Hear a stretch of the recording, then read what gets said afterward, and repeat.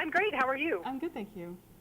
And thanks for sending over, both of you, for sending over the follow-up, too. But I just had a local mom send us a list of hot items for baby in 2012, and she had been to the big ABC Expo, and, just talking about strollers and fancy cribs and things. So this is a very timely interview for us to be able to follow up with her article in our November magazine about, what's the truth of what you should spend money on. So I'm super excited to talk to you. Cool. I went to ABC too.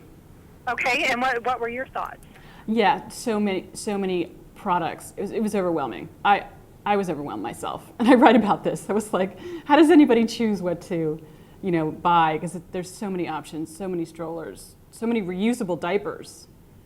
Reusable diapers are so it huge. Seems like things are changing. I don't know, Sandra, how old your kids are at this point. Mine are 12 and 10, so I'm well beyond the baby thing, but I still remember having a cousin take me to Babies R Us and literally walk me up and down in the aisles going, you need this, you don't need that. It's so overwhelming. It is. As a first-time mom, and it seems like every year there's more stuff, more options.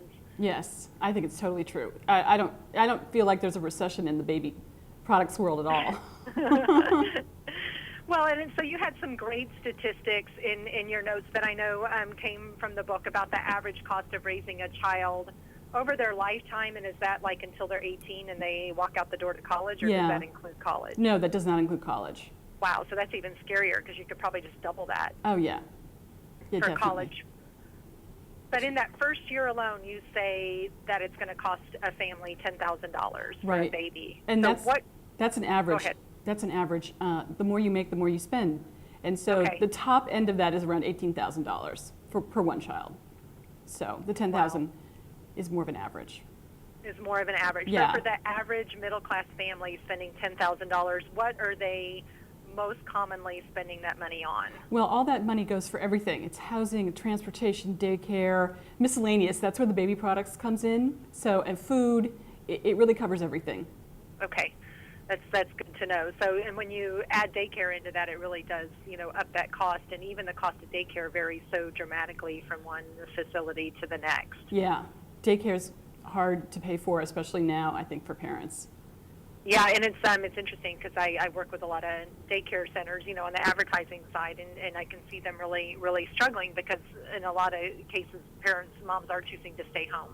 That's right, they are. Or being forced to stay home, or dad is staying home because he lost his job. It's, fascinating. Yeah, or recruiting grandpa and grandma.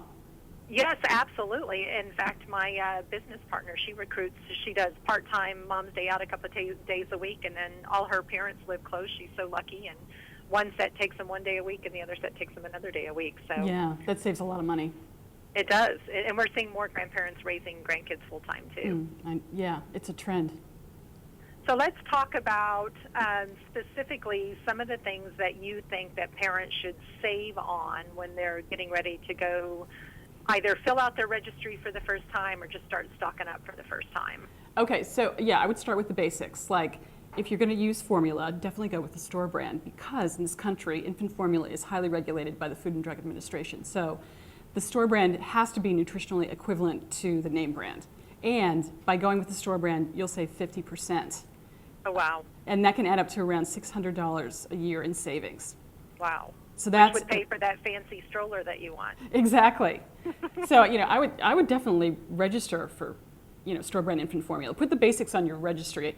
That's another tip, is to really get the most mileage out of your registry that you can.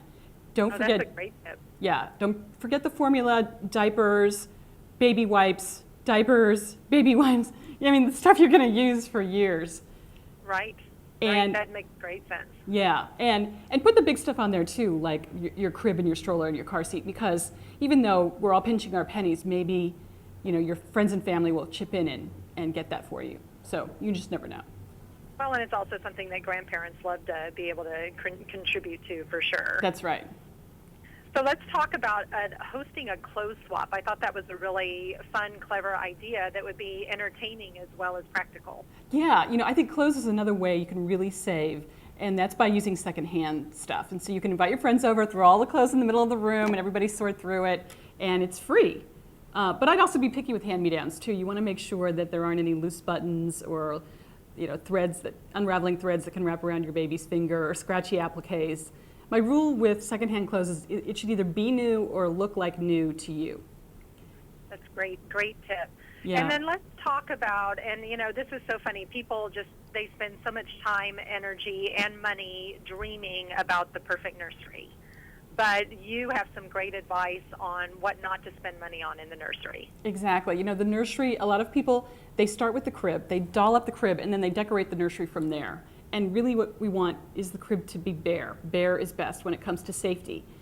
All you want is a tight-fitting crib sheet and nothing else in that crib, except for your baby, and you can dress your baby in a sleep sack for warmth. And that will also save you tons of money too. I mean, I was just pricing out high-end crib sets. You can spend over $2,000 if you really want to go custom made. And the average is around $300 or $400, but that's still a good savings. And that's that's still only one set. I mean, anybody that's had a baby knows that you're changing those sheets more often than you really like to be changing them. Yeah, and a good crib sheet retails for around $11, so you can buy a couple and not feel bad about it. So again, that would be a great thing to put on that registry list. That's a great thing, definitely. Awesome. And then let me ask you a question. This one's not on your list, but it's one that I remember as a mom and as someone, who buys baby gifts. When you're talking about clothes and things that are on people's registry, are you a fan of buying up in clothes for somebody that's having a baby? Yeah. Buying up in size? Yes. You're supposed to double. Okay, for one thing, I don't think that people should register for baby clothes, actually, because you get so many as gifts that you're sort of wasting your registry dollars by putting clothes on the registry. You want to save your registry for things that parents aren't going to automatically buy or automatically get as gifts. People who might not come to your shower, for example, will sort of the go-to thing is just to send a romper or a onesie or something like that. So, but I do think that fun to buy. Yeah, I do think when if you're a mom and you're out shopping, it is a good idea to buy up. And baby clothing sizes aren't regulated. So, it's like if you have a 3-month-old, you want to buy the 6-month size. The rule is that you double the age of your child to get the right size. And that's great advice. Yeah, so that'll be about the right size if you double it. If you want to buy up, I think there's nothing wrong with that. Sometimes it can be hard to gauge the seasons. I mean, I know maybe you're in Texas, so you don't have a lot of variation in season, but all of a sudden you could be doubling and then adding on for the future, but then find yourself in winter or summer, and then the clothes, you can't wear the clothes at the right time. So that's the only trick with that. But I don't think you guys have that problem. So you'd be surprised. We're either 100 degrees or 30 degrees, and there's not a lot in between. So this morning we woke up and it's in the low 40s, but by the weekend on Saturday the highs are in the 80s again. Oh, so wow. Yeah, so as a new mom, it was it's kind of like I lived in California for 10 years, and it's like living there. It's like layers, lots and lots of layers, because it's just really unpredictable. Yeah, that's right. This time of year. Yeah. All right, well, let's talk about the things that you want to splurge on. You've got some fun ideas for splurges, and you call them a splurge, but these are really practical and important safety things as well. They really are. I want parents to buy a new car seat and a new crib. And that's because the safety standards on these products change rapidly and frequently. So you want to buy the most up-to-date product. And they do get recalled, and you can end up with a recalled product if you're not careful, if you buy it in the secondhand market. I think that recalled products tend to linger longer in the secondhand market, or there's definitely the potential for that to happen.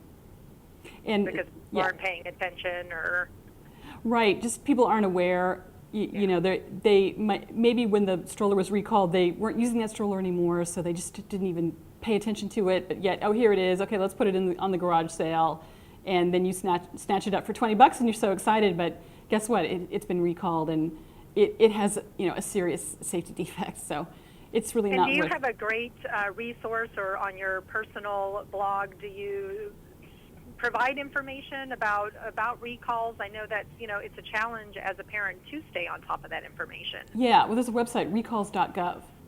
Oh, that's easy. If you sign up to their listserv, it'll come right into your email. So every day, I mean, anytime there's something recalled, it pops into your email, and you can easily keep track. And that's so important when the kids are little. I know recently there was one of the Tykes, Toys for Tykes, one of the little hammer and nail sets that the little boys love. They recalled that for the parts, you know. Oh, yeah. So many of those plastic things, it seems like there's a lot of recalls on fairly regularly. Yeah, it's weird. You think they would fix it and it would be done, but no. Yeah, and it seems to go on. Well, let's talk about cribs. Do you have some favorites, or are there brands that you think are really reliable that aren't, the $5,000 variety? Well, I'll tell you what, with cribs, you really want to go simple again, but now that we all have to buy stationary cribs, I think that cribs as a whole have gotten a lot safer because we don't have that drop side that can potentially malfunction or be installed incorrectly. But with stationary cribs, they can be installed incorrectly as well. So you want to make sure that you read the manual, and if you're not handy, maybe recruit your brother-in-law who is. Just make sure that you know what you're doing and that you install that stationary sided crib correctly as well. And so those cribs don't have any moving parts that can potentially malfunction. And I think overall, cribs have gotten a lot safer in general. They're scary, right? That whole drop side thing is scary. Yeah, it's scary. And there are drop side cribs still on the market, being sold in garage sales and that kind of thing. So when you see one, just steer clear. And let me ask you a different question. I know they were real popular when my kids were little, and I don't even know if they're still making them, so this may be out of date, but the crib that converts to the toddler bed? Yeah. I think, are they still? Yes. They still do cribs that convert to toddler beds, to day beds, to full-size beds. And I think those make a lot of sense from an economic standpoint because you just don't have to make that buying decision down the line. Now, a lot of times you have to buy the conversion kit to do it, but it is a savings. And I think it makes a lot of sense. Definitely. Well, let's talk about strollers. Strollers are kind of overwhelming. Right, they are. even more than cribs and car seats. There's so many on the market, and some of them look fancy, but maybe don't roll well. What do you look for in a stroller? Well, I'll tell you what I would recommend for a stroller. When you get that infant car seat, I would initially get one of those snap-and-go stroller frames, because that way you can use your infant car seat as a stroller for the first 6 months, and that will buy you time to just focus on your stroller. Because when you're making all those buying decisions at once, that's when you can make mistakes. And I think the stroller is kind of an important decision because not only is it kind of expensive, but you can end up using that stroller for 4 or 5 years. So you don't want to be locked in. Especially if you go through several kids with it. Yeah, exactly. And if you're going to Disney World, we need the stroller. You can't expect your 4 or 5-year-old to walk all day. Right. So that will buy you time to go stroller shopping, and all you're going to do is focus on choosing the right stroller. And then you want to ask yourself, okay, so how do I want to use this stroller? Where do I live? If you live in the suburbs, maybe you need thicker tires. Maybe you need more of a jogging stroller. Maybe you need something really lightweight. If you live in the city, you need something compact that can fold quickly so you can go up and in and out of stores and off buses and things like that. So asking those lifestyle decisions is really important. And then it's just really down to price point. And you can get a really great stroller for $200, $250. You don't have to spend upwards of $700 to get a decent stroller that will last you. Well, I know that's really great for parents to hear. And I know as a family, because we are active and live in the city, we ended up having both. We had the big cushy, comfy stroller they could ride in all day and sleep in for a couple of hours, and we had a baby jogger brand stroller, which was, from our perspective, probably the best $300 we ever spent. Yes. Doesn't that buy you a lot of freedom? Yes, it did. Well, and, but I at the time were both running when the kids were little, and, and it really makes a huge difference. So from my perspective, for people that are active and do a lot of exercise and walking, it's worth the money to have a stroller that rolls really well. I think so too. I found that with my own kids. I wish I would have bought one from the get-go, but I've spent so much money on an expensive stroller, I just felt like, I was stuck, Yeah, and it's hard feeling that way, and it's a great personal example to share because a lot of parents probably do feel that way, that they do get stuck, having made a mistake or made a purchase. Let me ask you one last question, and then I'll let you go. About resale items, what kinds of things, as parents are making an investment, can they expect to recoup a little bit of money on, and things that, it's worth investing in because they can resell them?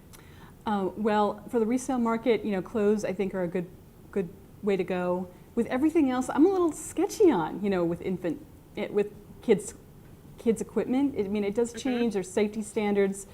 I really think clothes are the safest bet. Yeah. Or yeah. you can. So even strollers, you would stay away from secondhand strollers. I would just say, let it do its job and then be done with it. Wow.